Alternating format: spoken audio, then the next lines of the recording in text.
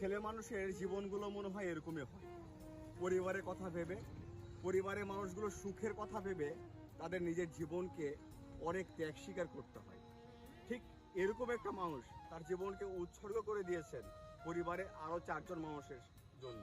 কথা বলবো ঠিক তেমন একটা মানুষের সাথে। আমার নাম কি? মোহাম্মদ শরীফুল ইসলাম। আপনার বাসার সদস্য কয়জন? 6 জন।